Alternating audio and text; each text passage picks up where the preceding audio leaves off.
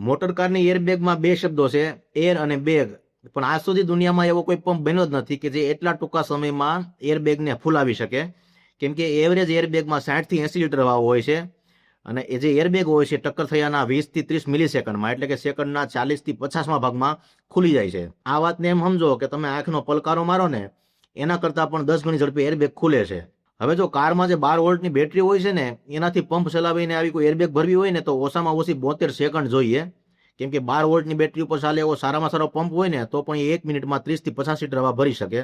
જ્યારે અહીંયા 1 સેકન્ડમાં નહીં પણ સેકન્ડના 50 થી 40માં ભાગમાં 60 લીટર હવા ભરવાની વાત છે. એટલે એક વાતને સમજી લો કે કારની એરબેગમાં જે હવા ભરાય છે ને એ કોઈ પંપથી નહીં પણ એક પ્રકારના કેમિકલ બ્લાસ્ટથી ભરવામાં આવે છે.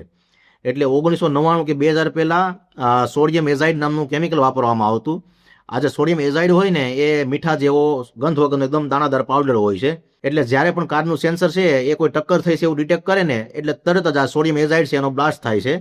હવે સોડિયમ એઝાઇડ હોય ને એના નામ પ્રમાણે સોડિયમથી અને નાઇટ્રોજન ગેસથી બનેલું હોય છે. એટલે જેવું એ ગરમ થાય એટલે સોડિયમ ધાતુ અને નાઇટ્રોજન ગેસ અલગ થાય છે. એમાંથી જે નાઇટ્રોજન ગેસ હોય છે એ એરબેગમાં જાય છે અને એરબેગને ફૂલાવે છે. પણ અહીંયા સમસ્યા એ છે કે જે સોડિયમ ધાતુ હોય ને એ હાઈલી રિએક્ટિવ હોય છે, એકદમ સક્રિય હોય છે.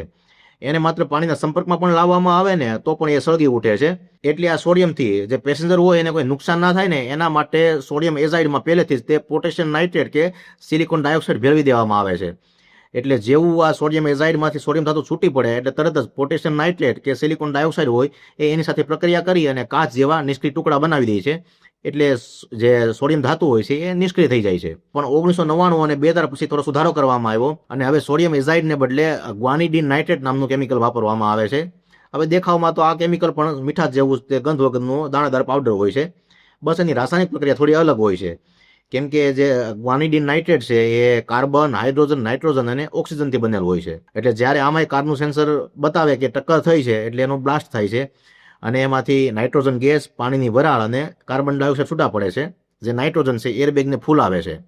પણ સમસ્યા એ છે કે અહીંયા જે ગેસ બને છે ને એ 500 ડિગ્રી સેલ્સિયસ જેટલો ગરમ હોય છે. એટલે તમે એમ સમજો કે પાણીની વરાળ જે હોય ને એના કરતાં 5 ગણો વધારે ગરમ. પણ આ ગેસ જ્યારે એરબેગમાં આવે ને એ પહેલા એક કુલિંગ સિસ્ટમમાંથી પસાર થાય છે જેને મેટલ મેશ ફિલ્ટર કહેવાય છે અને ત્યારબાદ એ એરબેગમાં એક્સપાન્ડ થાય છે.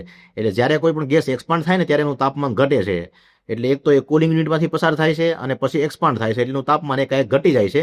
અને ઉપરથી જે એરબેગ હોય છે એના અંદરના લેયરમાં સિલિકોનનું લેયર હોય છે. એટલે એક તો એ એરબેગને ડેમેજ થતા બચાવે છે અને પેસેન્જરને આ ગરમીથી બચાવે છે. એટલે હવે પછી જ્યારે તમે કારમાં બેસો અને એરબેગનું સિમ્બોલ જોવો ને ત્યારે યાદ રાખજો કે તમારી સુરક્ષા માટે આટલું જબરદસ્ત વિજ્ઞાન કામ કરે છે. એટલે જો તમને આ વિડીયોમાંથી કશી નવી માહિતી મળી હોય તો વિડીયોને શેર કરજો અને આવા જ વિડીયો માટે મને ફોલો કરજો.